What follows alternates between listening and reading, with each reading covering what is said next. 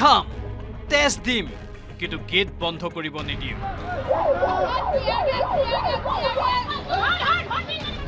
প্ৰতিবাদকাৰী আৰু আৰক্ষীৰ মাজত হতাহতি।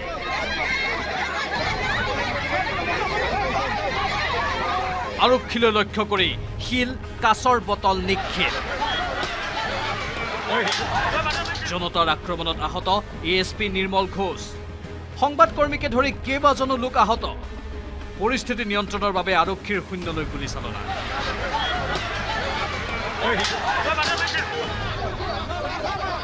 ডিব্ৰুগড়ৰ অসম চিকিৎসা মহাবিদ্যালয় কৰ্তৃপক্ষই মেডিকেল সংযোগী আলুবাৰী গেট বন্ধ কৰি দিয়াক লৈ উত্তপ্ত পৰিস্থিতিৰ সৃষ্টি হয়।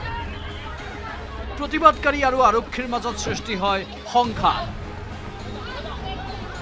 প্ৰতিবাদ চলি থকাৰ সময়তে একাংশ লোকে আৰক্ষীলৈ লক্ষ্য কৰি শিল, কাঁচৰ বটল দলিওৱাৰ ফলত ৰক্তাক্ত হৈ পৰে প্ৰতিবাদস্থলী। জনতাৰ প্ৰতিবাদত আহত হয় অতিৰিক্ত আৰক্ষী অধীক্ষক নিৰ্মল ঘোষকে ধৰি কেইবাজনো আৰক্ষী, সংবাদকৰ্মী আৰু কেইবাজনো লোক। ক্ৰমাৎ পৰিস্থিতি অধিক উত্তপ্ত হৈ পৰে প্ৰতিবাদৰ সময়ত। পৰৱৰ্তী সময়ত উত্তেজিত জনতাক নিয়ন্ত্ৰণ কৰিবলৈ শূন্যলৈ গুলীচালনা কৰিবলগীয়া হয় আৰক্ষীয়ে। মানুহে গণতন্ত্ৰভাৱে ইয়াত প্ৰতিবাদ কৰিব ওলাইছে, তেওঁলোকে গুলিয়াই দিম বুলি কৈছে, লাঠি চাৰ্জ কৰিছে। কোনটো সংবিধানত লিখা আছে মানুহে প্ৰতিবাদ কৰিলে তাক গুলিয়াব পৰা? অসম চৰকাৰৰ কোনটো সংবিধানত লিখা আছে আমাক দেখুৱাই দিয়ক। কিমানক গুলি মাৰিব মাৰক, কিন্তু আমাৰ এই গেট আমি বন্ধ কৰিব নিদিওঁ। আজি ৱাল উঠাইলেও আমি কিন্তু এই গেট আমি বন্ধ কৰিব নিদিওঁ, কেতিয়াও আমি হ'ব নিদিওঁ। লাগিলে আমি তেজ দিম, গুলি খাম, আমাৰ এইটো মুখ্য ৰাস্তা আমাক লাগিবই। উল্লেখযোগ্য যে কোনো জাননী নিদিয়াকৈ মঙলবাৰে ডিব্ৰুগড় জিলা প্ৰশাসনে বন্ধ কৰিবলৈ আহিছিল মেডিকেল সংযোগী আলুবাৰী গেট।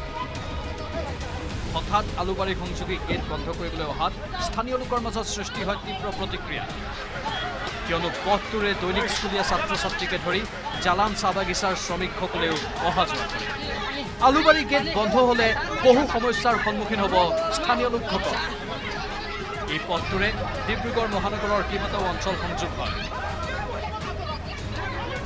আমাৰ ইমান অসুবিধাত থৈছে, ইমান আমাৰ সৰু সৰু ল'ৰা ছোৱালী স্কুলত যোৱা অসুবিধা হ'ব, ৰাতি অহা যোৱা টিউচন অহা অসুবিধা হ'ব, কাম যোৱা অসুবিধা হ'ব।